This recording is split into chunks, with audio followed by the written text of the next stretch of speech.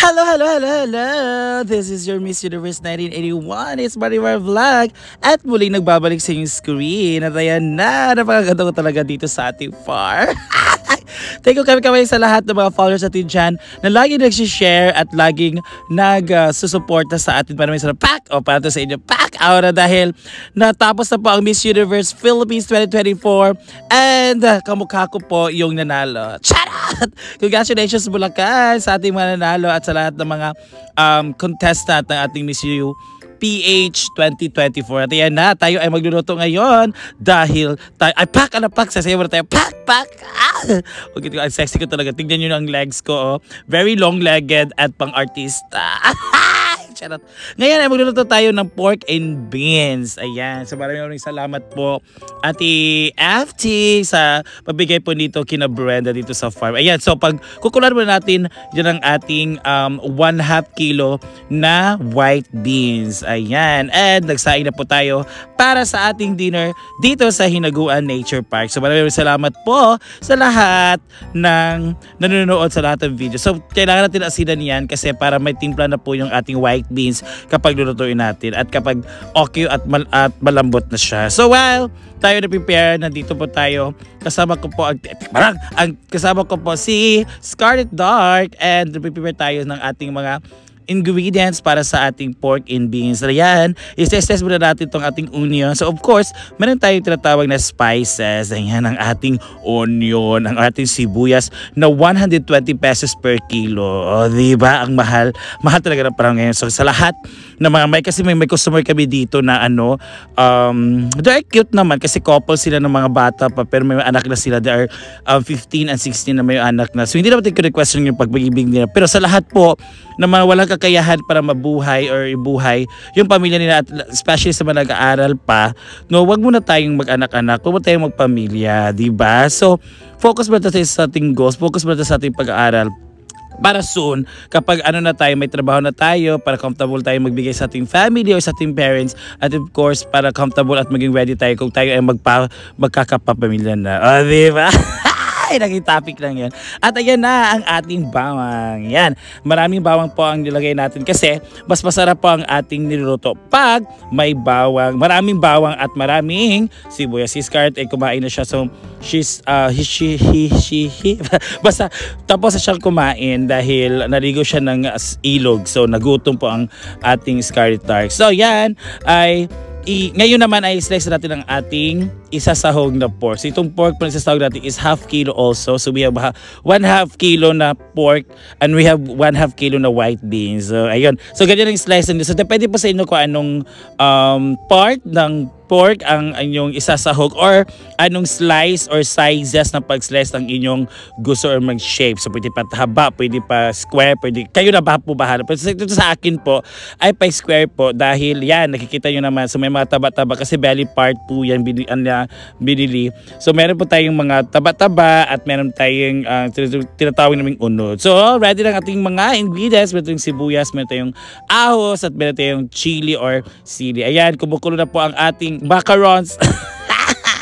Yan pa yung macarons sa pasta dahil si Ma'am G ay magluluto ng para siyang macaroni spaghetti, parang gano'n. Spaghetti sauce na macaroni yung pasta niya. At ayan na, kumukulo na ang ating white beans at malapit na itong maluto. Diba? So macaroni salad po tayo ngayon. Salad spaghetti. Yan po ang tinatawag natin yun, macaroni po. Pero spaghetti sauce. Macaroni, spaghetti. Basta yan tawag ni Ma'am Chichi. So, nag-craving siya kaya nagluto siya. So, ayun na yung sauce. Luto na po yung sauce that was last week. So, 1 week na po yan sa rep. Hindi naman siya hindi pa man siya na panis or whatever. So, binilhan na namin ng macaroni para hindi naman masayang. So, yan, niluto na namin. Ayan, ininit na namin ng sauce at nilagyan namin ng konting pampanimpla kasi parang hindi pa siya masyadong wala pang alat. Ayan. At ngayon ay magluluto na tayo ng pork and beans. Tapos si Scarlett ay nagla-live. So, after pag-init ng ating ang ating non-stick pan ay ilalagay na natin ang ating karning. Hinahap ko siya kasi may karning yung may taba at yung karning naman na unod lang lahat. Yan, so unod natin yung karning may taba kasi napuproduce siya ng oil. So painitin natin siya or i-fry na natin siya para po mabawasan ang kanyang oil. So takluban po natin yan kasi naglulukso-lukso yung ang ating pork. So baka po maano ang skin ni Miss Universe. Alam mo naman ang ganda ka. Ay, ginawa ko.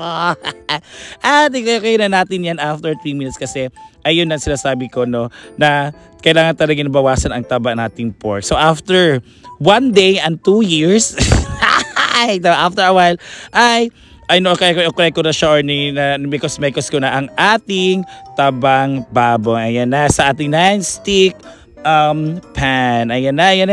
And of course, ay ilalagay na natin yung may unod na pod. Ayan. So para na din maano siya, ma-fried siya. Kasi mas masarap kasi itong mga ganito maano siya sa mantika, ma-fried siya kasi parang mawala yung bidli or yung langsa, diba, ng ating pork. Oh, yan. So, dariyain mo natin siya for 2 days.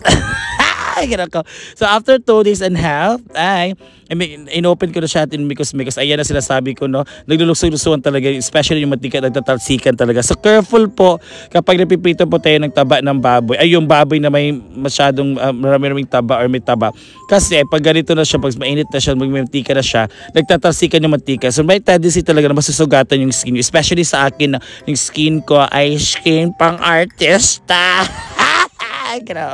Yan. So, mekos natin yan. So, binawasan ko na ang ating mantika kasi marami siyang mantika. So, binawasan ko, nilagay ko na siya. So, hindi po yan plastic na bowl, ha. This is the bowl po na ambot. Kaya Ria man yan, mamahalin yan. So, para siyang, hindi siya plastic kasi yung plastic na tutunaw yan. So, dyan ko na inilagay yung ating mga excess oil. So, shout out pala sa laging nanonood. Maraming salamat sa laging nanonood dito sa ating YouTube channel. At sa lahat po na magko-comment, maraming salamat. Your comments are highly appreciated. Especially sa mga comments po na nag-appreciate at sa mga comments po na very positive, nakaka-inspire po na ipagpatuloy pa natin ang ating vlogging dahil may maraming mga motivational na mga message sa ating YouTube. Maraming salamat po for that. Very appreciated. So after that, ay ihalo na natin or isasawag na natin, ilunod, ibutang na nato ang ating sibuyas at ahos. Yan, mekos, gigisahin na natin yan. Mekos lang natin yan para po maluto ang ating spices ba? Basta sibuyas at ahos. Yung mekos do. Ang ganda ko talaga. Tignan nyo, ang ganda ko talaga. My body statistics is 38, 58, and 63. So nakita nyo naman ang maraming mantika na exist yan.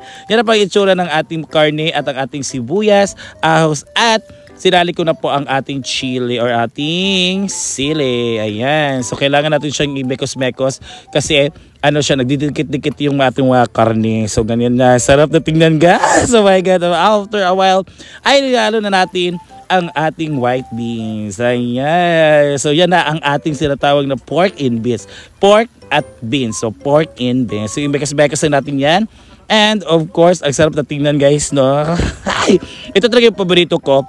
Kasi may nagbibinta dito, pero it's low-key cooking or menu lang dito sa school namin noon nung 4th year or nung high school ako kasi nagbabaon ako. So, bali 5 pesos per balot. Ang sarap na talaga. Kaya, yun yung naging ko ulam lagi. Kasi pork and beans, kung hindi, munggos, kung hindi, pansit, yun yung mga kuha natin. So yan, tiniplahan ko na siya ng granules, tiniplahan ko na siya ng black pepper, and of course, tiniplahan ko na siya ng savory. Diba? So yan na po kayo kung ano po ititimplan nyo. Basta, masarap po. Goods na yon para sa atin. And nilagyan ko siya ng mainit na tubig. Kasi nag-init kami ng tubig kanina for the coffee. So meron naman sobra. Yun ang nilagay ko. And takluban. So after 5 minutes, ilalagay na natin ang ating tomato sauce. Yeah. So nilagyan natin siya ng tomato sauce. Kasi yun po ang magbibigay color ng red sa ating pork and beans. So shout out kay RG ng CCR. Hindi ko alam na nakukuha pala sa video ko yung mag-CR dyan. And ibekas-bekas natin after natin paglagay. And of course, ayun si Brenda, guys. Ayun si Ansing. And yan, after a while, ay ganyan na po ang itsura. So ang sarap na po. Tignan ang ating pork and beans. Ginawa ko. Ang sarap. Ito talaga yung remember ko. Nung high school ako talaga, no, ito yung binibili kong pagkain. Or ulam para sa ating baon for lunch. Ayan. At paborito din naman isa sa mga paborito kong teacher. So, ipiprepare natin ang ating table, guys. Ayan na. And kain po! Okay, let's eat. Pork and beans. We also have basoy or lauoy. Puspos na sa dinoon ko kay ang bonus ba ang kapan ba yung mga picture yung kan. Puspos ko noon ko. Dako ka sa video na ako. Oh, diba? Sarap ng ating. Tawagan ako sa Bureau birthday kung saan balita. So, saan tapos ay mo day. Wala pa mo niya. And kani Jiford! Ato tayo jigjag. Ay, siya yung naghatod sa Olay and sa to? Bugas. Sabi ko. Yeah, dapat din naman rice kan lang tada siya kanang order. Sige, bigay ko po yung Bread. No ba? yung password Di man ko. to mga kuanjet American.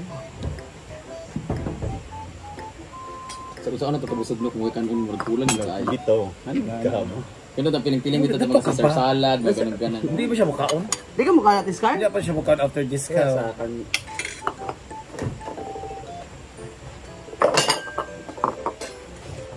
Ma! Mama mi.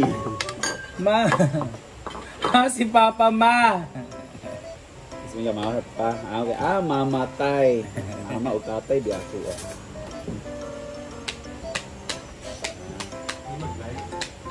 Live si Argel.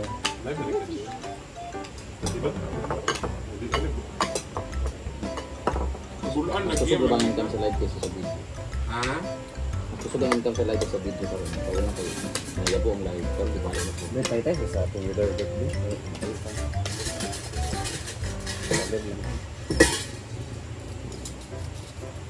Let's eat.